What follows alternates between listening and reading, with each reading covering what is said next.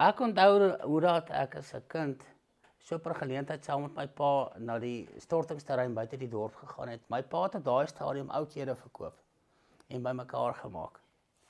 En destyds was die stortingsterrein in Bloemfontein was bietjie anders as wat dit nou was. Dit het anders te gelyk en daar was gedeeltes gewees op die stortingsterrein wat nie gebruik was nie, maar wat vroeër jare gebruik was, in die 40er en die 30er jare en die 50er jare.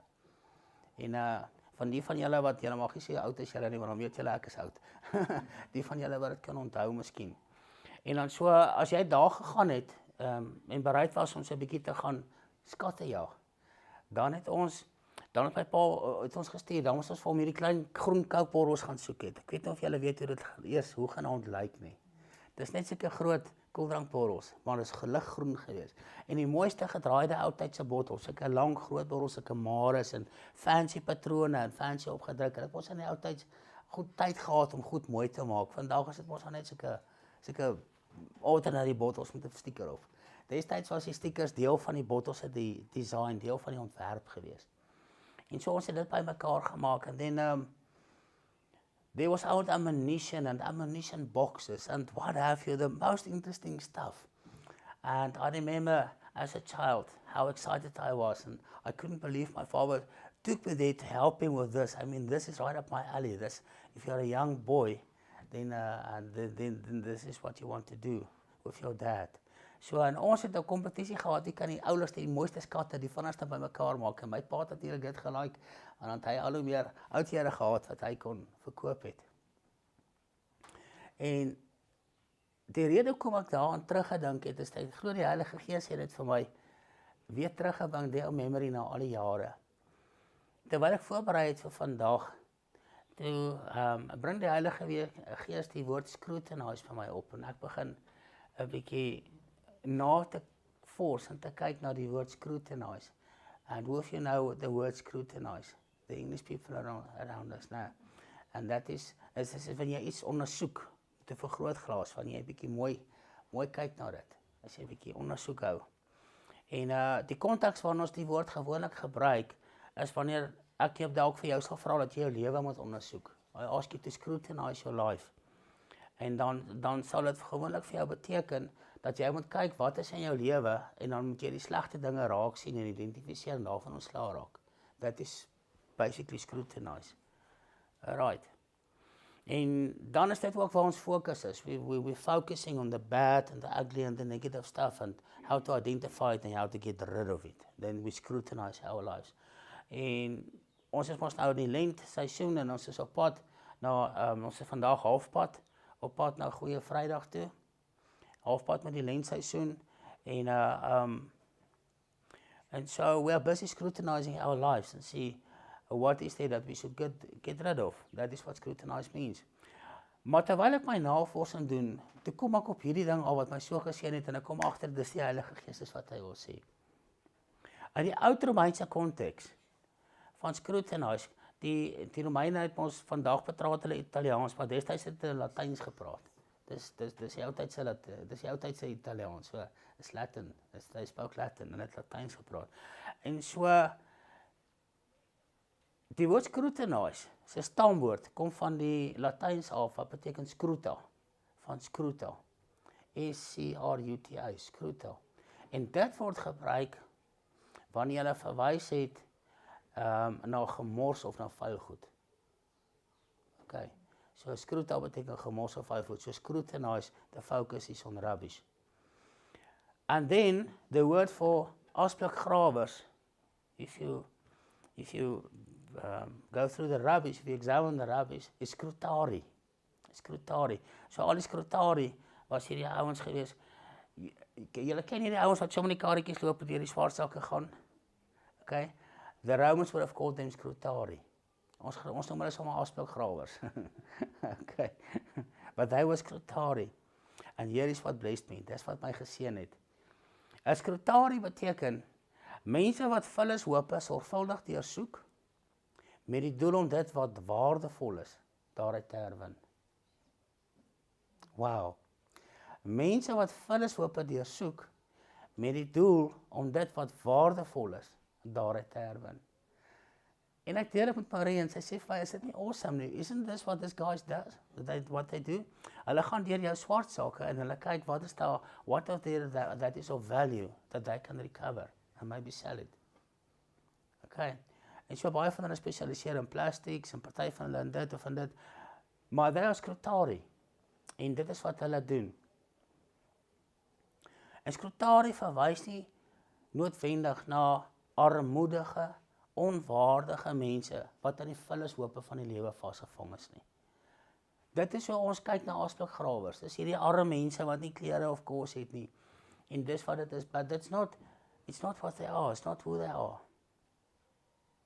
Hulle fokus is nie op die slegte en op die negatiewe nie. It's not that they desperate for food en dan krap hulle in jou sake. Ja, some of them are, but that's not the focus. Die fokus is om dit wat weggesteek is in die vullishope uit te kry en te herwin. Dit is amper soos 'n skattejag. En dit is teen die agtergrond van hierdie woord Scrutari, wat ons vanmôre luister na die verhaal van die vrou by die put. You know the story of the woman at the well in John 4 en Johannes 4. En julle kan dit gaan lees as wat julle wil, ek gaan dit so 'n bietjie gedramatiseer. En maar in Johannes 4 van vers 1 tot 42 sal julle die storie kry van Jesus en die vrou by die put. Dit was 'n warm somersdag en die Midde-Oosterse son het onverbiddelik op die man se kop gebrand. Sweet het deur sy wenkbroue gesypel en sy oë die ligspieëlings in die verte gesien speel. Om sake erger te maak, het hy al van sonop af saam met sy vriende gereis deur hierdie onherbergsame stuk grond. En nou was dit middag gewees en die son was direk bo aan sy kop. Dit was middagete tyd en hulle was honger en terwyl sy vriende na die dorpie daar naby gegaan het om middagete te gaan kry, en die man aanhou bly stap na die plek waar die Heilige Gees vir hom gewys het waar hy moet heen gaan. Na ruk het die man by 'n put gekom met 'n muurtjie om wat gebou was tipies op die tipiese wyse van die Midde-Ooste. En hy het net op die muurtjie gaan sit om vir sy vriende te wag. Toe daar 'n vrou aangeloop kom. Dit was nie die gewone tyd om water te gaan haal nie, want die gewone tyd is in die middag as die son sak wat mense gaan water haal. En so dit was iets wat ongewoon dat 'n vrou alleen op hierdie paadjie aangestap sou kom. Maar hierdie vrou was anders. Die Bybel sê sy het van die klein dorpie Sigar daar naby gekom. Sigar was in Samaria gewees, 'n plek wat die Jode vermy het. Dit was vir hulle gewees soos 'n vuilgoedhope. Maar die roete van Judea af na Galilea het gegaan deur Samaria. En as jy nou regtig 'n toegewyde Jood was, dan kon jy nou gegaan het tot by Samaria se grens, nou kon jy oor die Jordaan gegaan het, om Samaria geloop het, weer oor die Jordaan gegaan het en dan was jy in Galilea gewees, want dit is 'n groot ompad. En so baie mense het die handelsroete sommer reg deur Samaria gevat. Behalwe die Jode het nie daarvan gehou nie. En maar hier is hierdie man met sy 12 vriende en hulle gaan deur Samaria om by hierdie dorpie te kom. En die put was ongeveer 'n half kilometer buitekant die dorp waar hy moes gaan water haal het. Die reisigers van reg oor van Israel het geweet dat dit die plek was waar hulle in die woestyn waar dit so warm is, heerlike koel water kon kry uit die put wat ongeveer 40 meter onder die oppervlak waar daar water gevloei waar jy dit kon gekry het. Nou Jesus het nie nodig gehad om deur Samaria te reis nie. Maar hy het gegaan na Samaria toe omdat die Here hom daarin gelei het. Die Heilige Gees het hom gelei en ons sien dat niks in hierdie storie per toeval gebeur nie. Elke detail was die uitwerking gewees van God se wil. En op hierdie warm dag was Jesus se dors deel van God se wil gewees. Want die dors het Jesus gelei na die put toe om te gaan soek vir water.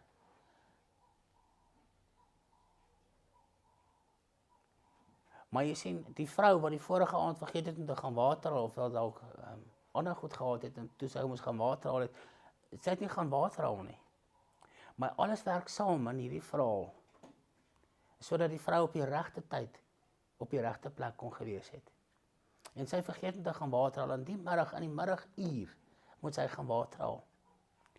You see, this woman didn't go with a purpose to find Jesus. She went to the well to find water, to look for water. But Jesus went to the well to look for her. Hy was 'n Scrutari gewees. Hy was 'n asblikgrawer en hy het in die asblikland, Samaria, ingegaan om te gaan soek vir 'n skat. Want jy moet na Samaria toe gaan as jy die Samaritane wil bereik. Jy kan nie Jerusalem toe gaan as jy die Samaritane wil bereik nie. Jy sien 'n brandweerman, kan nie buitekant die huis staan en roep, kom julle gaan brand, julle moet uitkom nie. It ain't gonna work. You'll have to man up, hy moet sy klere aantrek en sy masker opsit, en hy moet in die huis ingaan, as hy die mense wou red. En as ons die mense uit Samaria wil gaan haal, dan moet ons in Samaria ingaan. En as ons die skatte wil uithaal uit die vullishope van die lewe, dan het ons nodig om deur die vuilgoedhope te gaan grawe. Jesus het ingegaan en het al gaan haal. En hoewel sy dit nie geweet het nie, het hierdie vrou 'n goddelike afspraak gehad daardie dag met die seun van die lewende God. And then Jesus did something. He said, "Can you give me a drink of water?" Hy vra vir haar om water.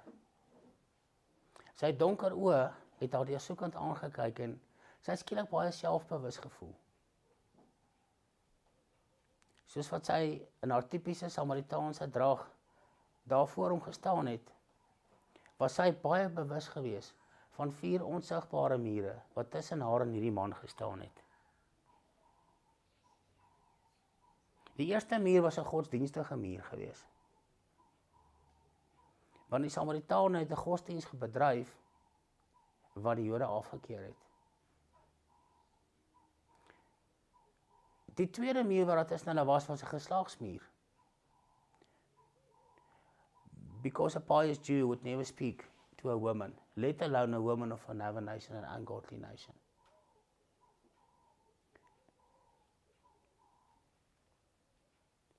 Die derde ding was 'n rassemuur. Dit klink bekend. Okay, want sy was van 'n ander ras gewees. En daardie rasse was so gewees, kom ek staan, vertel julle gou-gou hoe erg was dit gewees. When the Jewish rabbis, die skrifgeleerdes, as hulle besig was om te eet, en 'n Samaritaan het verby hulle geloop, and the shadow fell on them, and on the food, they threw the food away. Now that's racism.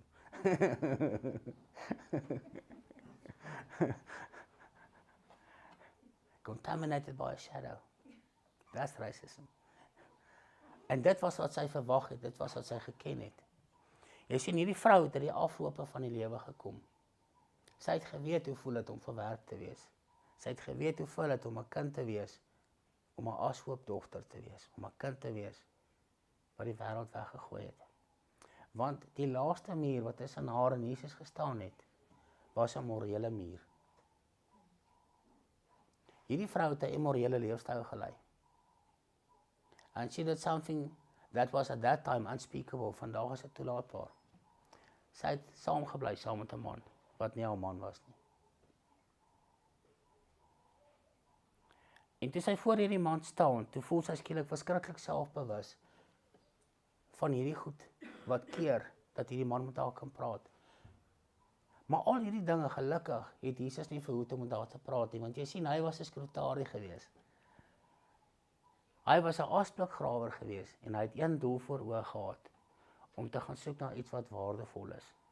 En in hierdie vrou, in hierdie slegte vrou, wat hierdie losse sedes gehad het, in her, he saw something of value.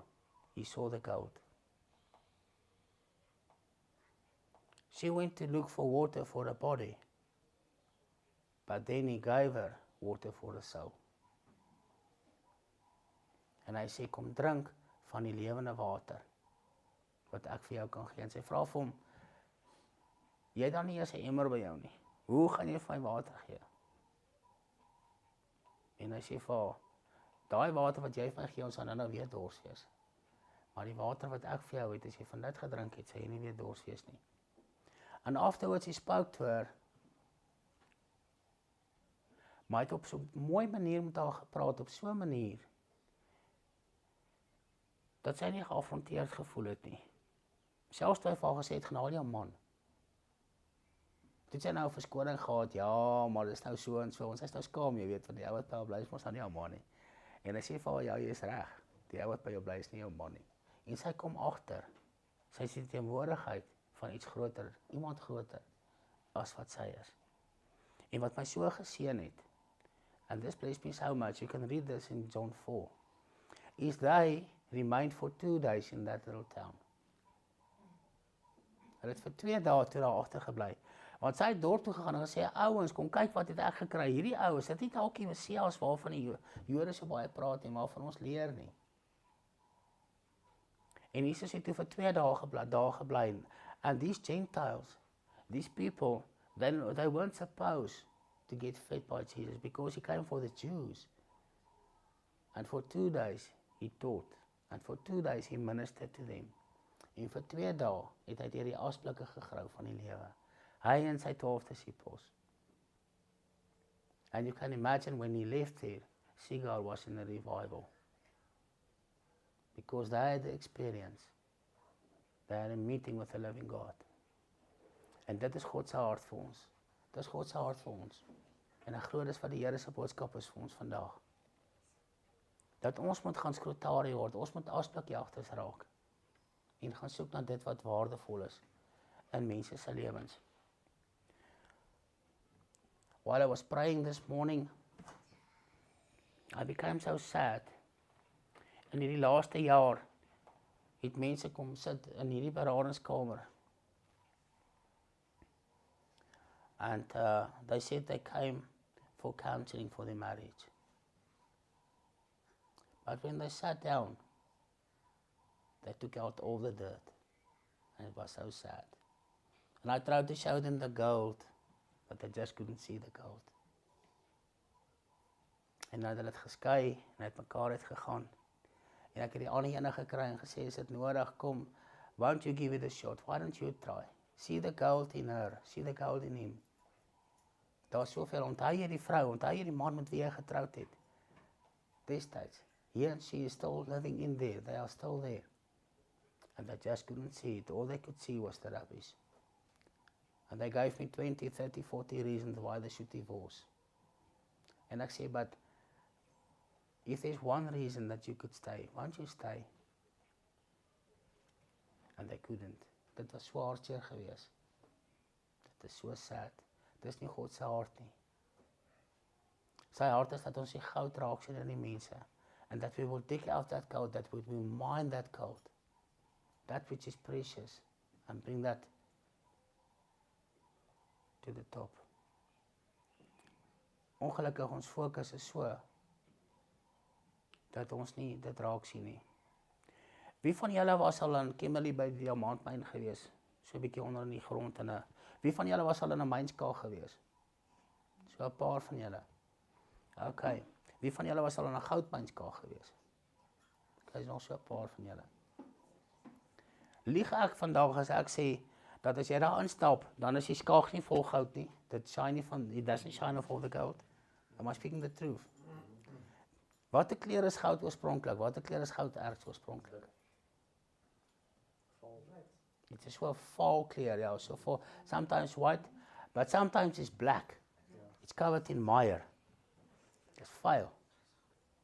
Ek het nog nooit in 'n mynskaal gegaan en as jy daar aangaan moet jy shades opsit. Want dit shine so daar binne van al die goud dat jy nie kan kyk nie. En sommige mense dink so.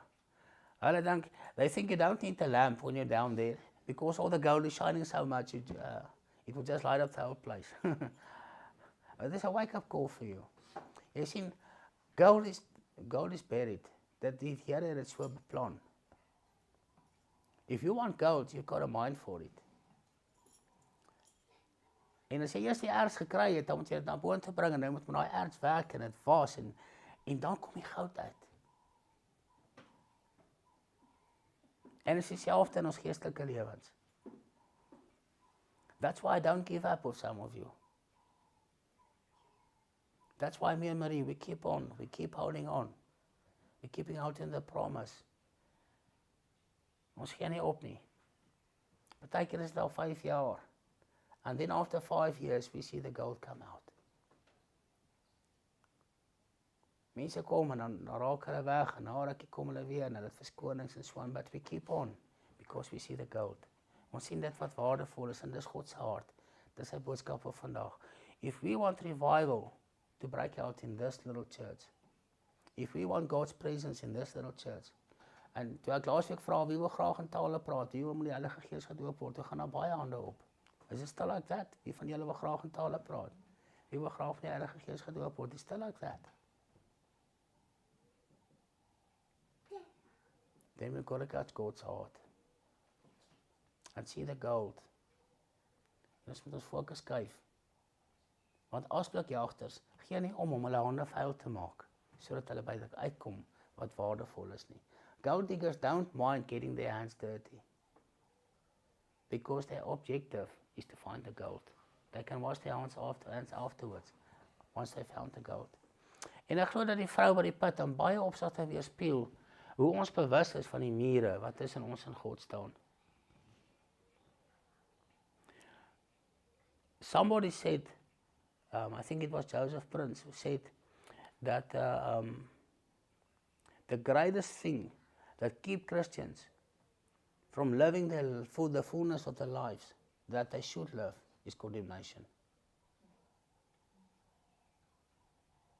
Die grootste ding wat Christene keer om die lewe te lewe wat hulle moet lewe, is veroordeling. Daar's die hele tyd 'n ou stemmetjie in hulle kop wat sê, you're not worthy. Want jy het dit gedoen en jy het dit gedoen. En almal van ons het geraamtes in die kas. I don't care who you are. Maar daai geraamtes in die kas, is 'n stemmetjie in jou kop wat die hele tyd is hoe die woodpecker maak, pak. And I say, you're not worthy, you're not worthy, you're not worthy. You don't deserve this, you don't deserve this. God will never use you, God will never use you. Until you've dealt with this, until you've dealt with this. Pak. And then you say, you know what? If I want more of God in my life, I've got to stop smoking. Pak. If I want more of God in my life, I've got to stop swearing. Pak. And then you don't stop smoking, you don't stop swearing, and you are in so much condemnation and guilt. En daar kom 'n muur tussen jou en God. Maar dit is nie God wat die muur daar sit nie. Dit kom uit jou eie gedagtes uit. Al wat hy sien is my beloved son, my beloved daughter, with whom I am well pleased. He sees the gold. Maar ons sien die vuil goed raak en ons diskwalifiseer onsself. And you know, that spirit carries over. That spirit carries over. Want jy glo nie in die produk wat jy wil weer verkoop nie. Nou sê Tommy, op die kerk sê SMS, nooi 'n vriend saam na die diens toe. And you nooi 'n vriend saam because you want to do what the pastor says. But they pick up your spirit, even through an SMS, through a WhatsApp, people can pick up your spirit. So dit is belangrik dat ons sal deurbreek hierdie ding. We've got to start at home. We've got to start at home. En ons moet begin en ons binnekant raak sien wat God raak sien. And see the gold. See the gold. Ek het so rukkie terug gesê, ek sê dit weer, God het jou nie gemaak want hy was verveeld nie. He didn't create you because he was bored. He had a purpose for you. I'm a handyman myself and I create things. Daar sit nog 'n groot handyman daar. Ou Leon. Boukaste. Mooiste kombuiskaste. Maar ek wil in my lewe nog sien dat ek ooit 'n ding gebou het en na die tyd gewonder het wat gaan ek met die ding maak. Ek het net nie die tyd of energie vir dit nie. Ja, as jy uitdruk, hy verstaan mooi. Nou so rukkie terug breek Hendrik se kar se raadkas. Op 'n Sondagmiddag gewees, Saterdagmiddag. Sondagmiddag. Dink jy hy was verveeld geweest oor die raadkas uithaal? Didn't have anything better to do, so took out the gearbox. Just to pass the time. You do something with a purpose in your life. Jy doen nie sommer net iets nie. Ek ken nie iemand wat sommer sy kar se engine gaan uitmekaar uitmaak en mekaar sit want hy's verveeld nie. You've got that with a purpose. Either you want to clean it or fix it or something. En die Here ook, die Here het jou nie gemaak want hy was verveeld nie. He's got a purpose with you. And that is the gold. That is the gold. And he never loses sight of the gold. Hy verloor nooit daardie doel voor oë nie. Die goud wat hy gemaak het. En in jou ingesit het die dag toe jy gebore is nie. Maar dis die condemnation, dis die veroordeling wat maak dat ons voel ons is minderwaardig. En ons maak soos ons groot ouers gemaak het. Ja? Ons maak vir ons rokkies van vyeblare en ons gaan kruip in die bos weg. As die Here sê, ek het gekom om saam met jou te kom wandel. And we've got excuses why we can't talk with God and why we can't commune with him. Because we disqualify ourselves. Die tweede ding is, wat ek hier so sien in Jesus se aksie, is alle mense is waardevol vir God, al is hulle uitgeworpenis. En al is daar baie redes, hoekom God hulle moet vermy. Jy weet, Samaria was 'n onrein plek gewees. Tog het Jesus daartoe gegaan, en die goud in haar uitgehaal, en die waarde na vore gebring. There's another story similar to this one in the Bible. That story blesses me so much. I talk about it so much. Dis die storie van die besetene van Gadara. Die Heilige Gees, Jesus is besig om te werk hier, so I've got many people to pray for, you know, I'm busy, maar my plan nie.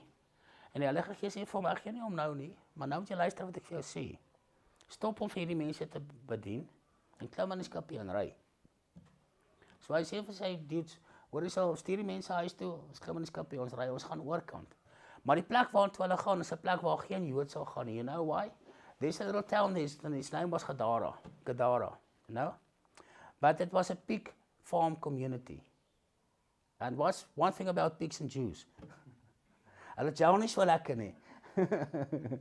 Pigs are unclean. Maar die Heilige Gees sê, go to the pigs, go to the pig farm community. There's somebody there. Daar's iemand van waarde daar. En nog erger, hy is in die begraafplaas. Here mag geen lyke vat nie. It's a pig farm community, and the cemetery in the pig farm community, there's a guy. I want you. He's not even a Jew. He's not even a Jew. En die ergste van alles, he's got a legion of demons inside of him. En Jesus sê, ag die Heilige Gees sê vir Jesus, daai ou se nommer, ek het hom. Vandag is daai ou se dag. He goes, he's a Scrutari, he goes to find the gold. En dan voel jy vandag, jy bly dalk self in 'n begraafplaas. En miskien voel jy jou, daar's goed wat jou terughou, then maybe there's demons that you are fighting with. I want you to know, God's got your back. Hy gaan beklei vir jou, en daar's goud in jou, wat in jou gesit het die dag, toe hy jou gemaak het. Alle mense is waardevol van God. En ons moet dit verstaan. Anders gaan ons nie kan uitreik na die mense om ons toe nie. We always come to have excuses. Because we see the dirt and we don't see the gold. Nee, maar ek kan nie van daai ou bid nie. Weet hy sal my vloek. Ek kan nie met daai ou praat oor die Here nie. Hy is so verhard, sy hart is so verhard. En ons het verskonings. Dis kom wat so belangrik is, ons moet hierdie kursus hou van how to hear God's voice. And the Holy Spirit will lead you, and He will teach you what to say in that moment. Baie keer voor die tyd, moet jy eers vir 'n maand of vir 3 maande lank vir die ou gaan bid, voordat jy na hom toe kan gaan. But the Holy Spirit will teach you. En dan as jy na hom toe gaan, as die oomblik reg is, the gold will come out. Dit is sy hart. En dis 'n ding wat ek sien van die vrou by die put. En dit is my so mooi. God is bereid om die dinge wat jou diskwalifiseer deur te breek, sodat hy jou kan red en help. God is bereid om deur die dinge wat jou diskwalifiseer te breek, sodat hy jou kan help. And maybe you feel you disqualify, this disqualify you, and that disqualifies you. Maar God is bereid om daardie te breek om jou te help. En die laagste ding hier oor wat ek wil sê is, die vrou by die put het nie 'n naam nie. Tot vandag te weet ons nie wie sy was nie.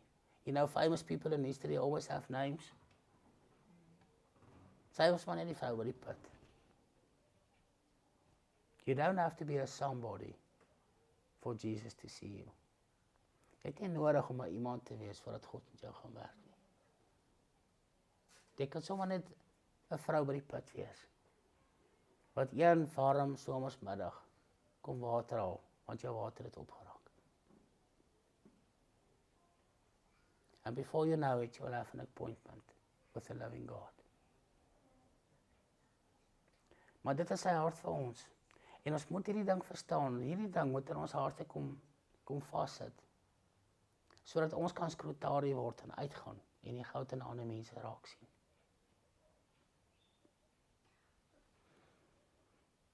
Wat moet ons doen? Ek sê Jesus se lewe op aarde het vir ons die perfekte voorbeeld gestel. Die verhaal van die vrou by die put leer vir ons dat Jesus 'n skattejagter was, wat nie bang was om sy hande vuil te maak, sodat hy die goud kon uithaal nie. En ek is vasoortuig dat daar elke dag baie mense rondom jou is, en baie mense rondom my is, van wie God die goud wil uithaal. Maar hy het jou nodig, hy het nodig dat jy 'n skattejagter sal wees.